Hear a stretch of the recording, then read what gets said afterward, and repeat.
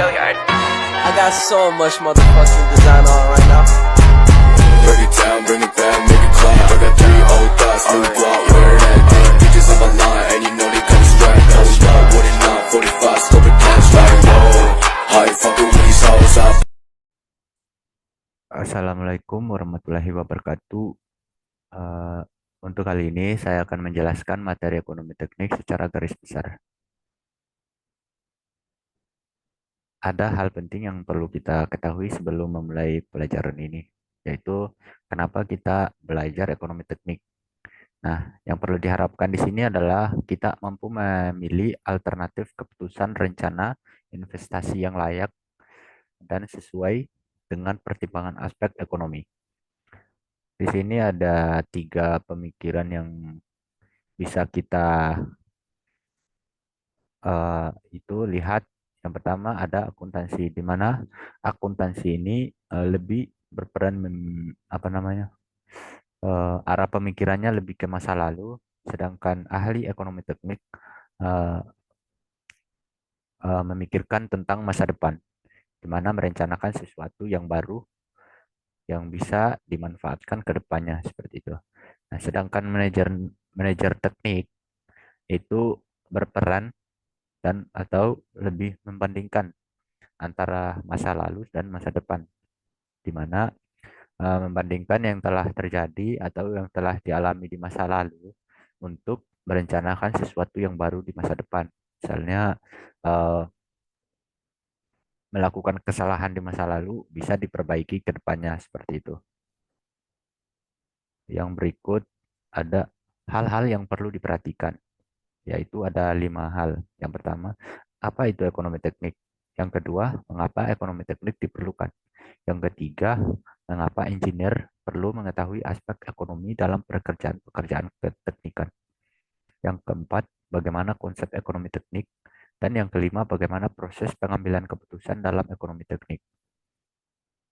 Yang pertama, ekonomi teknik memiliki 2 pengertian, yaitu pengertian yang pertama, insinyur mempertemukan 2 bidang yang berlawanan antara teknik dan ekonomi. Bidang teknik berfokus pada produksi dan pelayanan berdasarkan hukum-hukum teknik, yaitu menyediakan barang-barang atau eh, membuat barang-barang yang bisa diinvestasikan atau dijual belikan seperti itu. Nah, sedangkan nilai kekayaan dari produk dan layanan diukur berdasarkan kriteria ekonomis. Yang berikut pengertian ekonomi teknik 2. Menentukan kelayakan alternatif investasi berdasarkan kriteria ekonomis yang fokus pada aspek finansial dengan mempertimbangkan faktor-faktor teknik. Yang berikut, mengapa ekonomi teknik diperlukan? Yaitu ya, peran yang pertama itu adalah untuk menangani masalah keuangan, atau ya, yaitu ada laporan keuangan. Laporan keuangan ini memerlukan catatan informasi keuangan suatu perusahaan pada suatu periode akuntansi rentan waktu dalam laporan keuangan yang dapat digunakan untuk menggambarkan kinerja perusahaan tersebut. Fungsi laporan keuangan itu sendiri yaitu sebagai alat komunikasi antara data keuangan atau aktivitas suatu perusahaan dengan pihak-pihak yang berkepentingan dengan data atau aktivitas perusahaan tersebut. Yang ketiga, mengapa engineer perlu mengetahui aspek ekonomi dalam pekerjaan-pekerjaan keteknikan?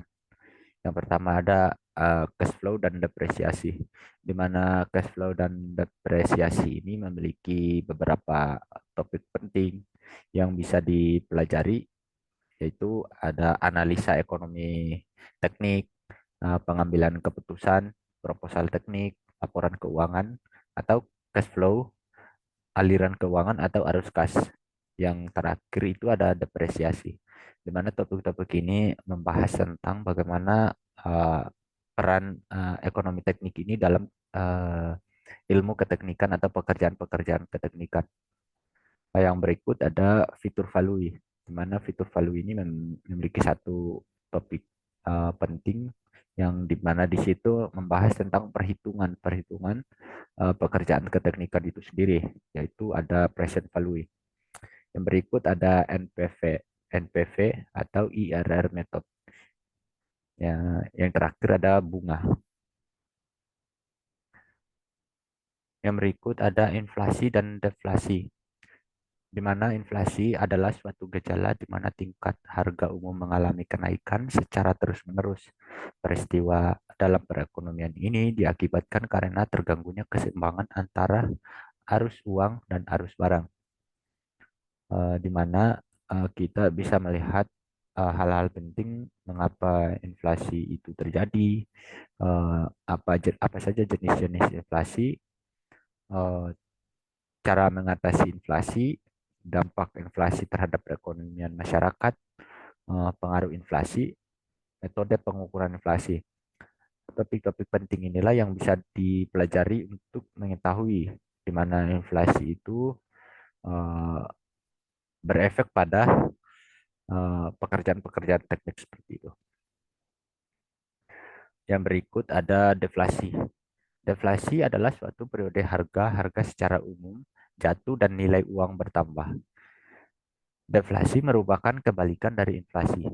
Jika inflasi terjadi akibat banyaknya jumlah uang yang beredar di masyarakat, maka deflasi terjadi karena akibat kurangnya jumlah uang yang beredar.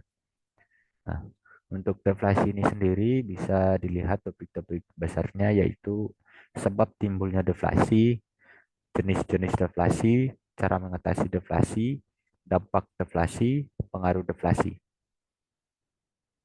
Nah, untuk deflasi ini sendiri bisa dilihat untuk topik-topik besarnya yang bisa dipelajari untuk lebih mengetahui secara detail deflasi itu apa, apa itu deflasi. Yang keempat, bagaimana konsep ekonomi teknik. Konsep dasar satu ekonomi teknik itu, ya, seseorang akan lebih senang menerima uang 1 juta hari ini daripada jumlah uang yang sama, yaitu Rp 1 juta setelah 1 tahun mendatang. Mengapa?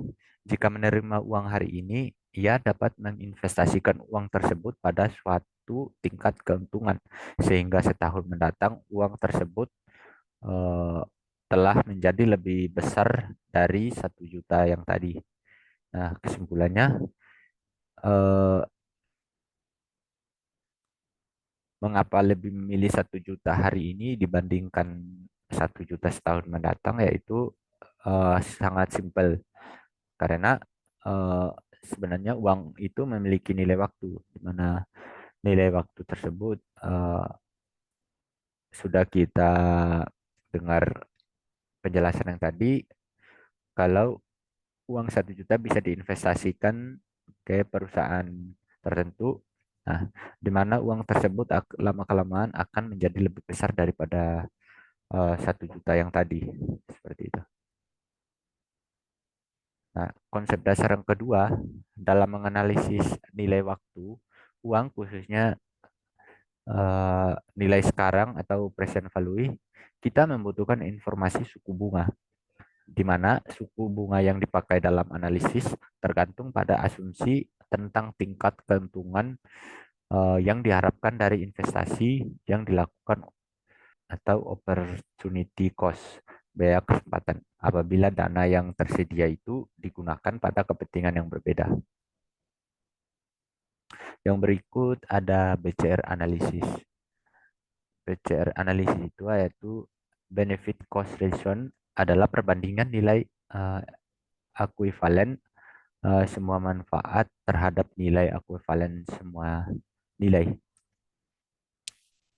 Uh, Benefit cost ratio ini memiliki satu power penting, yaitu analisis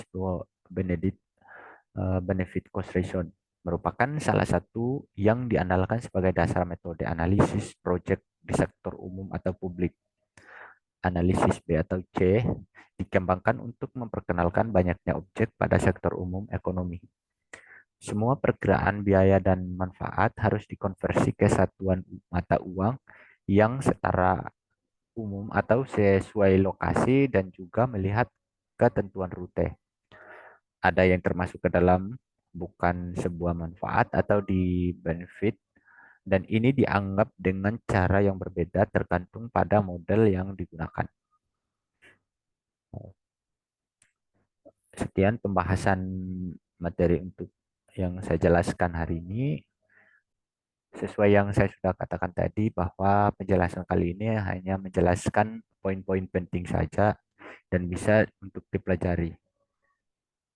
Terima kasih.